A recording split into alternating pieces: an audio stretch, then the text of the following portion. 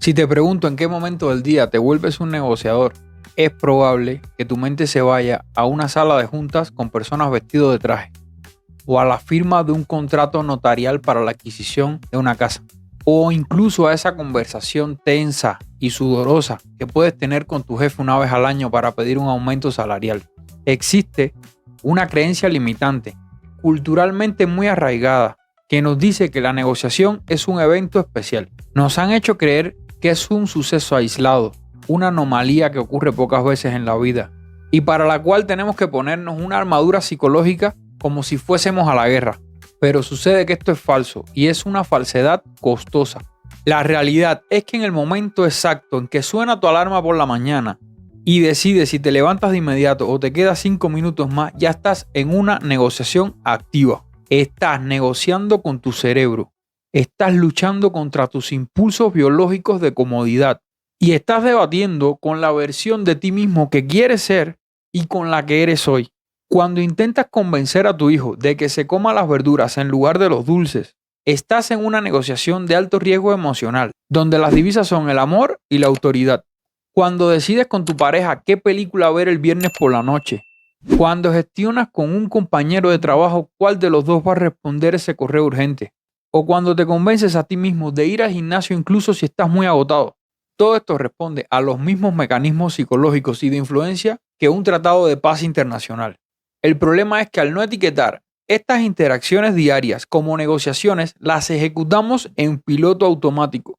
Operamos llenos de sesgos cognitivos, reaccionando emocionalmente en lugar de responder de manera estratégica, o incluso cediendo terreno por pura inercia o por evitar la incomodidad momentánea.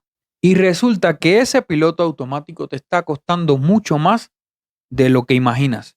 Un estudio de la Universidad de Columbia encontró que el profesional promedio se enfrenta a unas 14 microdecisiones por día. 14, y van desde decidir quién lleva el coche al taller hasta quién va a presentar el reporte en la junta directiva. La negociación no es un evento especial, es el sistema operativo de la vida adulta. Si lo haces en piloto automático, pierdes mínimo 14 veces al día sin darte cuenta. Y la pérdida de estas micronegociaciones por no tener un sistema claro no es que sea que pierdas 14 momentos aislados, es que estás cediendo el control de tu vida, estás perdiendo el control acumulativo de tu tiempo, estás drenando tu energía, muchas veces estás dejando dinero sobre la mesa y en última instancia estás perdiendo el diseño de tu propia vida. Hoy vamos a diseccionar la anatomía de estas interacciones para que dejes de ceder por inercia y empieces a construir acuerdos conscientes, tanto contigo mismo como con los demás. Esto es Poder Entender, episodio 40.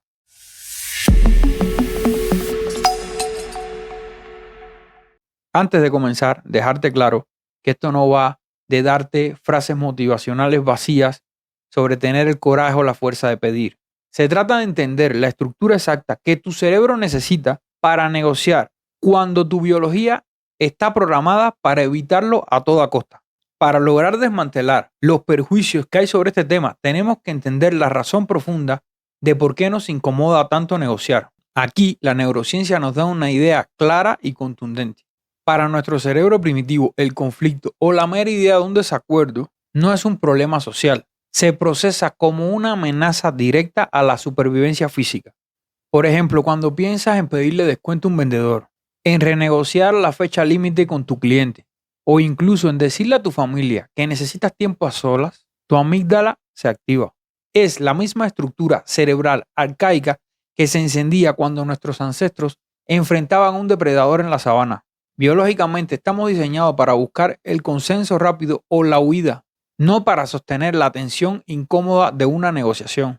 Por eso muchas personas ceden incluso antes de empezar, simplemente para aliviar la ansiedad química que sienten en ese momento. Sin embargo, lo que diferencia a los negociadores exitosos del resto no es la falta de miedo, ni la ausencia de esa señal de alarma. Es la capacidad de suprimir ese impulso biológico, de agradar, de suavizar las cosas, para poder centrarse en el objetivo real a largo plazo. Esto nos lleva a un concepto fascinante que se estudia en las escuelas de negocio de élite, pero que rara vez aplicamos en la vida diaria. el cual se conoce con el nombre del sesgo del pastel fijo, y es el error de asumir que nuestros intereses son incompatibles. Es la falsa creencia de que lo que es bueno para ellos es malo para nosotros. Generalmente pensamos bajo una lógica de suma cero. Si yo quiero pagar menos, él quiere cobrar más, entonces estamos en una guerra. Si yo gano, tú pierdes. Pero resulta que en la negociación diaria rara vez se trata solamente del precio o de la cosa en sí, pues casi siempre hay monedas de cambio ocultas. Una de estas monedas es la validación. Somos buscadores de validación, lo reconozcamos o no. También se trata del respeto y el reconocimiento.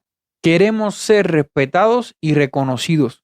Y se trata también, cómo no, de la flexibilidad de tiempo o de la autonomía que podamos llegar a tener.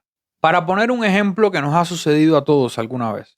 Cuando entiendes que la persona que te ha atendido mal en una ventanilla burocrática no está necesariamente enfadada contigo, sino que esa persona está negociando con su propia necesidad de sentirse respetada y escuchada en un trabajo que probablemente odia y el cual la hace sentir invisible. En ese momento tú cambias tu estrategia por completo.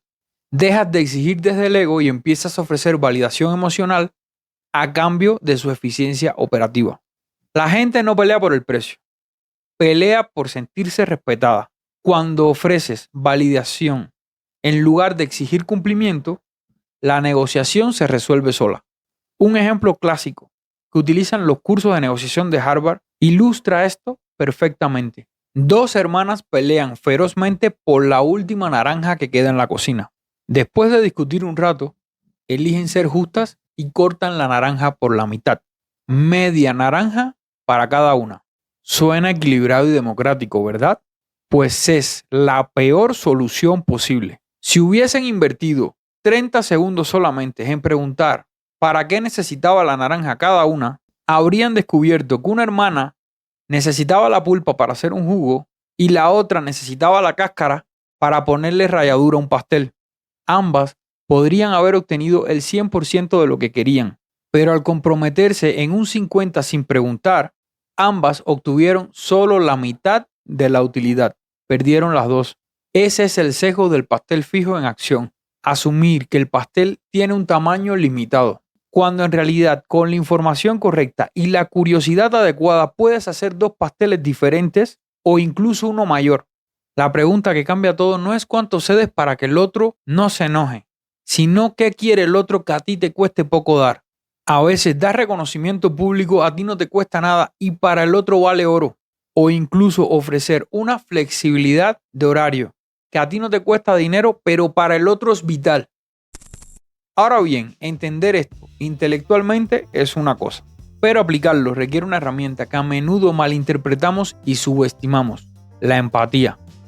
En la cultura popular, la empatía se vende como ser amable, ser simpático, ser blando o estar de acuerdo con el otro. Pero eso no es empatía táctica. Eso es ingenuidad disfrazada de virtud. La empatía táctica, tal como la enseña el ex negociador del FBI Chris Voss, es una herramienta de recopilación de inteligencia pura y dura. No necesito que me caigas bien. No necesito compartir tus valores, ni estar de acuerdo con tu locura para entender profundamente qué es lo que te mueve, qué te da miedo y qué necesitas proteger. En las interacciones diarias, ya sea con un cliente difícil o con un familiar obstinado, no necesitas convencerlos con lógica. La lógica es, de hecho, la forma más lenta y menos eficiente de convencer, porque los seres humanos tomamos decisiones emocionales y luego las justificamos de manera racional.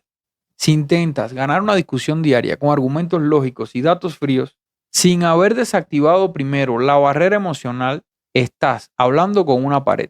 Y aquí es donde entra una técnica que se llama el etiquetado emocional. Imagina una situación donde sientes la resistencia y alguien te dice que no se puede hacer lo que pides. Tu instinto inmediato es explicar por qué sí se puede o por qué es justo que se haga. Eso es un error táctico, porque en el momento que explicas, estás a la defensiva y el otro deja de escuchar para preparar su contraargumento. La alternativa superior es verbalizar la emoción del otro antes de que ellos lo hagan.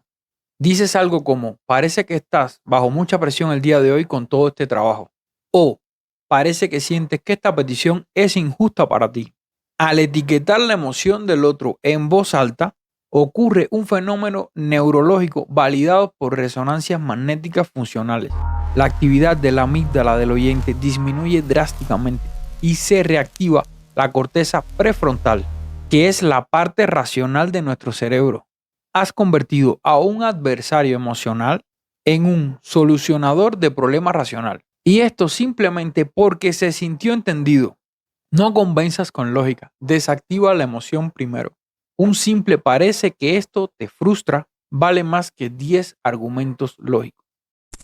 Un estudio de la Universidad de Northwestern analizó 1.200 negociaciones y encontró que quienes usaban etiquetado emocional en los primeros 3 minutos de la negociación lograban acuerdos 67% más favorables que los que comenzaban con argumentos lógicos. La diferencia no estaba en lo que pedían, sino en desactivar la resistencia emocional antes de comenzar.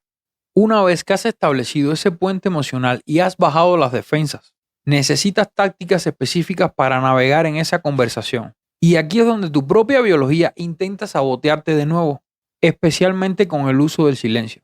Vivimos en una sociedad tan ruidosa que tiene horror al vacío auditivo. En una conversación estándar, si hay un silencio de más de 3 segundos, nos entra pánico y hablamos para rellenar ese vacío. Pero en una negociación diaria, el silencio deliberado es una de las herramientas más poderosas que existen.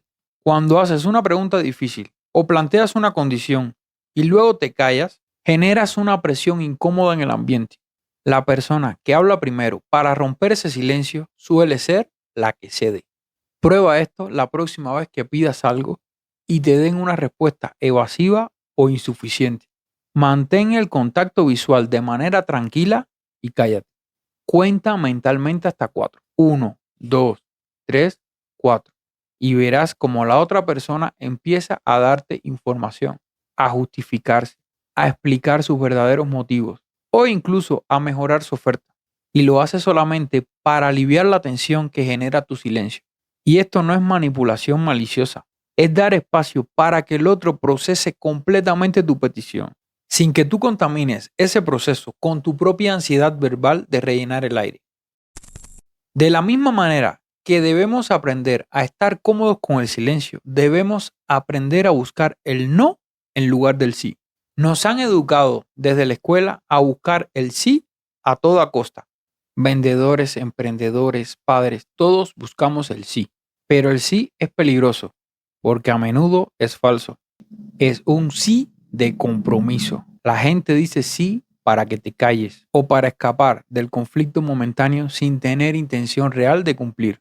El no, por el contrario, es territorio firme. Cuando alguien te dice que no, se siente seguro. Siente que ha protegido su autonomía y sus límites. Y desde esa seguridad, paradójicamente, es posible empezar a negociar de verdad. Una técnica contraintuitiva es buscar el no intencionalmente. En lugar de preguntar si tienen un momento para hablar, lo cual obliga un compromiso, pregunta entonces, ¿es un mal momento para hablar? Al decir no, no es un mal momento. La otra persona siente que tiene el control de la situación y baja la guardia. Cambiar tu pregunta para permitir que el otro diga no le devuelve la autonomía. Y la autonomía es una moneda invaluable en cualquier relación humana. Mientras navegas estas aguas del sí y del no, debes estar muy atento al fenómeno del anclaje. Está demostrado por la ciencia que el primer número, la primera referencia o la primera emoción que se pone sobre la mesa actúa como un ancla psicológica pesada que arrastra toda la discusión posterior hacia ella. Y esto no solo aplica a los precios de los coches y de las casas, aplica a las expectativas emocionales de tu hogar. Si inicias una conversación con tu pareja diciendo tenemos un problema grave, has anclado la conversación a la gravedad, a la culpa y al drama. Todo lo que se diga después se interpretará bajo esa luz. En cambio, si le inicias diciendo tenemos un desafío logístico que podemos resolver, has anclado todo a la solución y la colaboración. Ser consciente de quién tira el ancla en tus conversaciones diarias te da una ventaja táctica enorme. A menudo dejamos que sean las circunstancias externas y el humor de los demás los que anclen el resultado de nuestro día. Retomar el control significa establecer tu tono emocional y las expectativas desde el primer momento. Para cerrar este ciclo de tácticas externas, no podemos olvidarnos del mirroring o técnica del espejo. Y consiste en repetir las últimas 2 o 3 palabras claves que dijo la otra persona, con un tono de pregunta genuina y curiosa, y luego callar. Si alguien te dice que no tienen presupuesto para esto ahora, tú solo preguntas, no tienen presupuesto, y te callas. Al hacer esto, invitas a la otra persona a explicarse mejor sin que suene a confrontación directa. A menudo, esa simple repetición transforma un no rotundo en un, bueno, el presupuesto de este trimestre está cerrado, pero en 2 meses se abre una nueva partida. Acabas de descubrir que el problema no es el dinero, es el tiempo. La gente quiere ser escuchada y cuando sienten que alguien realmente pone atención, bajan las defensas y comparten información que es oro puro. Pero ¿qué pasa con las negociaciones más duras de todas? Aquellas que tienes contigo mismo, aquellas que ocurren cuando nadie te ve. La negociación interna es la base de toda disciplina y es la que más ignoramos. Cuando suena el despertador y negocias contigo esos 5 minutos más, estás cayendo en lo que los economistas conductuales llaman descuento hiperbólico. Tu cerebro valora mucho más una recompensa pequeña e inmediata, como la comodidad de las sábanas en ese momento, que una recompensa enorme pero lejana, como la salud o la satisfacción de haber cumplido con tu meta dentro de 6 meses. Para ganar esta negociación diaria, no puedes apelar solo a tu fuerza de voluntad, porque la fuerza de voluntad es un recurso finito. Es como una batería que se agota a medida que vas tomando decisiones en tu día.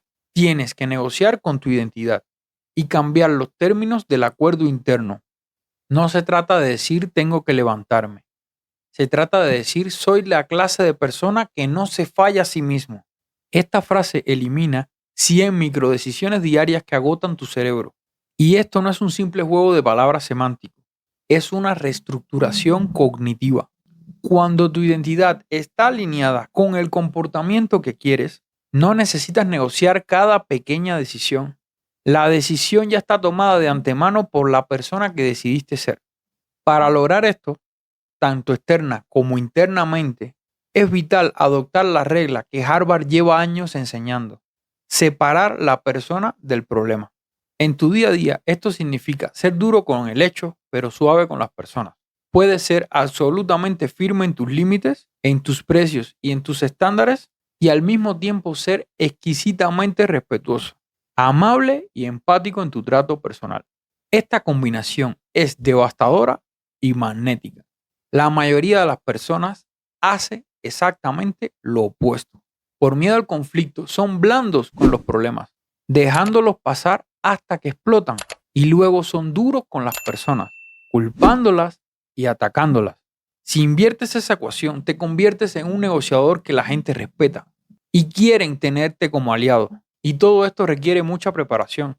Nadie va a una negociación importante sin haberse preparado antes, pero sí vamos a conversaciones importantes con nuestros seres queridos improvisando totalmente. Y la improvisación, cuando hay emociones fuertes de por medio, suele terminar en desastre. Antes de cualquier interacción importante en tu día, debes hacerte 2 preguntas simples pero poderosas. Primero, ¿qué quiero sacar realmente de esto? Y no me refiero a la respuesta superficial, sino a la real. A veces descubrirás que lo que quieres no es tener la razón en la discusión, sino tener paz en tu casa. Y si tu objetivo es la paz, la estrategia de guerra deja de tener sentido inmediatamente. Y segunda pregunta, ¿qué es lo que la otra persona teme perder? Si puedes identificar el miedo del otro a perder estatus, control o comodidad, puedes estructurar tu petición de manera que no active ese miedo. Finalmente, quiero que reflexiones sobre la reputación. En la negociación diaria, la reputación es tu activo más valioso y el único que no pierde valor con el tiempo. Si eres conocido en tu entorno como alguien que siempre intenta ganar, sacar ventaja y aplastar al otro, la gente subirá sus defensas incluso antes de que digas hola. En cambio, si eres conocido como alguien que busca soluciones justas, que escucha primero y que entiende, la gente entrará a la interacción con la guardia baja y dispuesta a colaborar. La confianza es el lubricante de cualquier negociación. Sin confianza, cada pequeño detalle se convierte en un obstáculo. Ahora bien, construir esa reputación requiere consistencia. Requiere que apliques estos principios no solo cuando te conviene para obtener algo, sino como una forma ética y operativa de estar en el mundo. Si evitas negociar y evitas este tipo de interacciones, no es que seas débil, es que nadie te enseñó el sistema. Así que el desafío de esta semana es simple. Deja de ver tus interacciones como batallas aleatorias o mala suerte. Empieza a observarlas como negociaciones donde el objetivo no es vencer al otro, sino descubrir. Descubrir qué necesita el otro, descubrir qué te está frenando a ti y descubrir cómo alinear esos intereses para lograr crear un resultado superior para ambos. No eres una víctima de las circunstancias y no eres una víctima de las decisiones de los demás. Eres un participante activo con la capacidad de moldear el resultado mediante la palabra, la empatía táctica y la estrategia. La negociación diaria es el arte de navegar la convivencia humana. No es manipulación, es comunicación en su nivel más alto.